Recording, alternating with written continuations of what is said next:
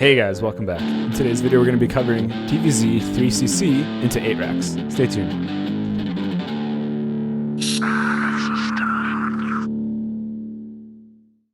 Hey guys, welcome back. This is my third time recording this video. So if you're seeing this cut, third time's a charm, alright? I was having some mic distortion issues, but should be solved now. So as mentioned, this build is 3cc into 8 racks. And it goes 16 racks,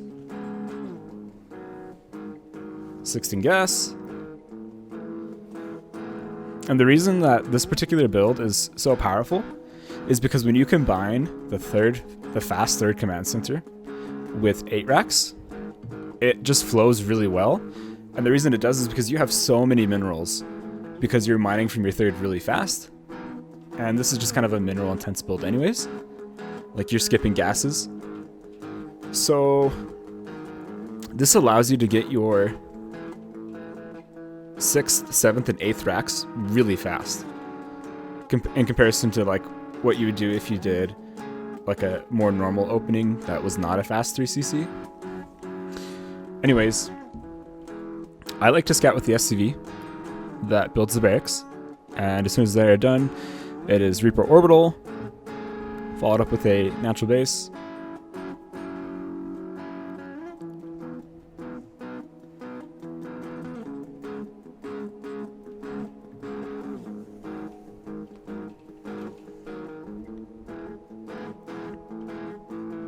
Get that depot. So when the orbital finishes, have an SCV go and build a factory from it. As you see, the Zerg base should be completed by the time we get there and scout. If it's not, if it's like 75% of the way done or less, then it's some sort of variation of like pull first, early pull, whatever you want to call it. Basically just watch out, something's coming. Also, don't get a second gas with this build, at least not yet. After that Marine, get your Reactor. And if you look at our command center, it's 15 out of 16. Once we're 16 out of 16 on that mineral line, we're going to rally to the side of the command center. And this is to help us remember that once that SCV pops, we should be able to afford our third command center. At least that's the little tool I use to help me remember. So 3cc, I think a lot of people see it as being a greedy build. And it kind of is, but at the same time, it's also become the standard as of lately. Most games I watch from pros, they go 3cc. So this isn't the full macro version, but if there's enough requests for it, I will show the full macro version of this build.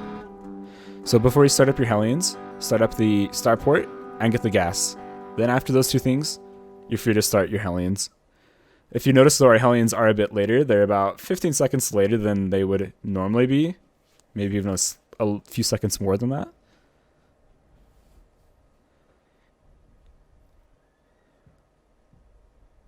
Populate your gas.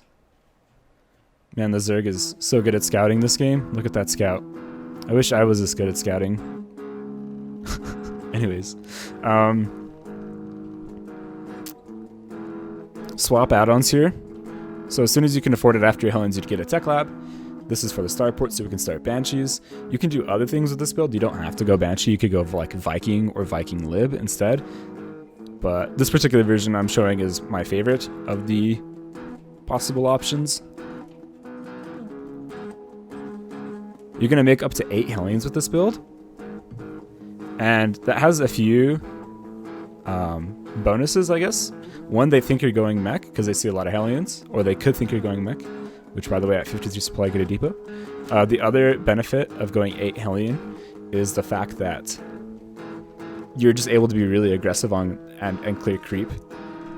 Lings aren't as likely to kill you.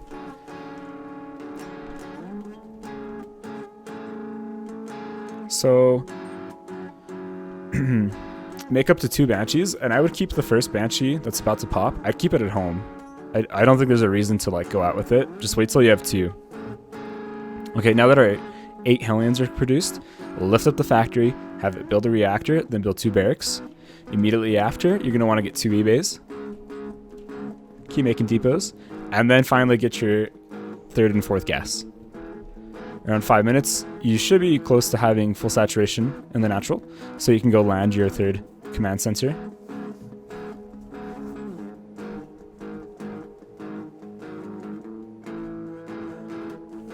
Sweet. So once the second Banshee pops, you're going to want to lift the starport and have it build a reactor. And then once the factory's done making a reactor, it'll go and land on that starport reactor, and then it can start tank production.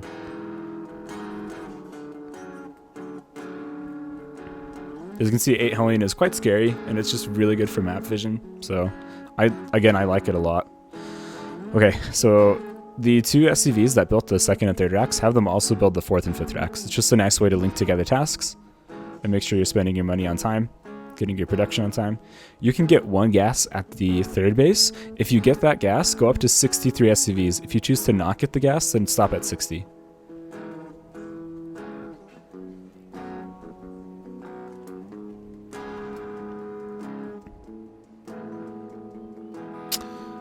So get your medevacs as fast as you can. Your next goal here is to leave your base with a double medevac drop by 7 minutes. When your armory, when your 1-1 is about halfway done, that's the time for you to get your armory. So just in a second, I should be landing the armory. There we go. Get reactors. And basically you're waiting till you start floating a lot of minerals. Kind of like now. And then you'll go and drop 3 more barracks. And these barracks, they won't get add-ons. You can get add-ons with them. It just makes you more all-in if you do that. Like some people will go like a whole bunch of reactors on them, and then you're just getting an insane amount of Marines out really fast. It just kind of depends what you want to do. At least with this variation, you can sort of macro your way out of it should your push not kill the Zerg. But I would say that with this build, you have to do damage. You can't like not do damage and expect to win the late game.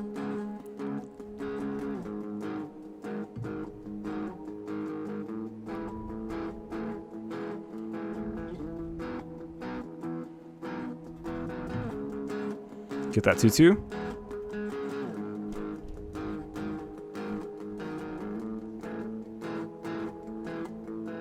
And from here, we're just trying to max out as fast as we can. So you need to have really constant depot production because your supply is going to inflate really fast. If you notice, it's not even 8 minutes yet, and we're pretty much at 150 supply. That's the kind of power that this build has. Again, it's just something to do with that extra mineral boost early on lets you get your production going really strong and really fast. So we're going to max out before our 2-2 finishes. And what that means is it's okay to be kind of aggressive and trade out like a couple of units on the map. But if you don't, you could also choose to stop Marine production as you get close to max and get an extra tank or 2. And that way when it's 9 minutes, you leave your base perfectly maxed and you'll arrive when your 2-2 finishes. But I chose this game to just make constant Marine production until I maxed out, and so I have like a slightly less tank count than I could have. So I like to do a double drop on the map, like have 2 drops, 2 separate drops on each side of the map, just clearing creep. This build is a lot of APM, and it's really going to train your macro. So if you're not super comfortable with macro, I think this is a great build to push yourself, because it's really close to the full thing, right? Like the only difference with this build is we're intending to kill Zerg before late game. And that's what 8 racks does really well. So as you can see, we're maxed. I think I actually maxed out like 8:46.